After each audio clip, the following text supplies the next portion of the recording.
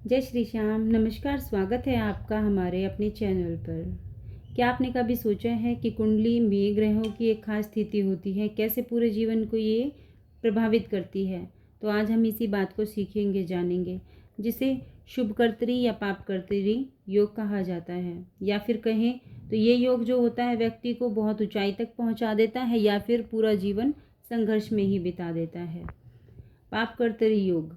पापकर्तरी योग के बारे में जानते हैं हम इस तरीके से, जब हम अपनी कुंडली में देखते हैं इस तरीके से कि दो पाप ग्रह के बीच में जब कोई एक शुभ ग्रह फंस जाता है, ये देखिए अशुभ पापकर्तरी योग भी से बोलते हैं। जैसे हमारा ये हाउस नंबर हुआ 7 के अंदर हम देखते हैं कि राहु है।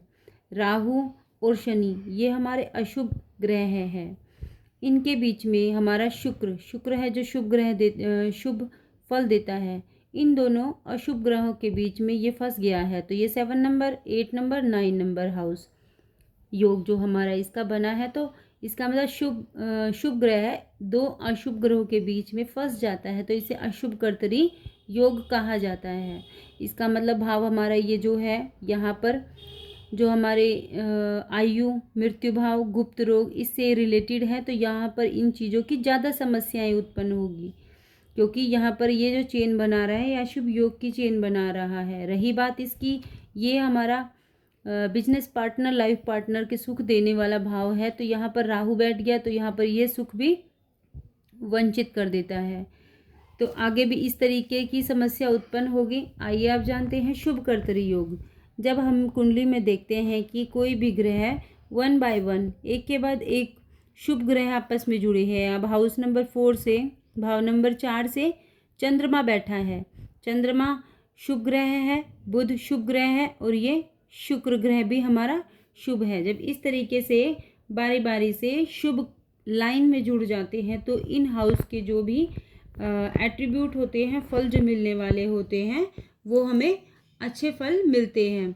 व्यक्ति मेहनती बनता है, माता का सुख मिलता है, बच्चों का सुख मिलता है, व्यापार का सुख मिलता है और आत्मविश्वास की कमी नहीं होती है। जब शुभ ग्रह मिलते हैं तब ऐसी बातें देखने को मिलती है।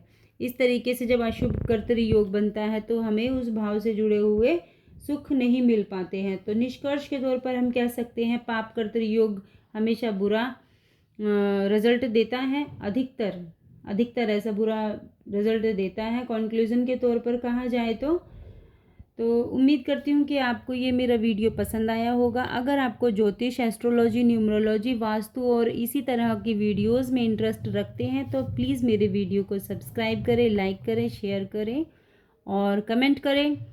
आपको नेम रेक्टिफाई करवाना है या ज्योतिष से रिलेटेड कोई भी चाहिए आपको कुछ भी सुझाव, तो आप मैसेज में अपना मैसेज बॉक्स में जाके मैसेज ड्रॉप कर सकते हैं। मैं ज़रूर से आपको रिप्लाई करूँगी। DM कर सकते हैं आप। तो जय श्री श्याम, थैंक यू, राधे राधे।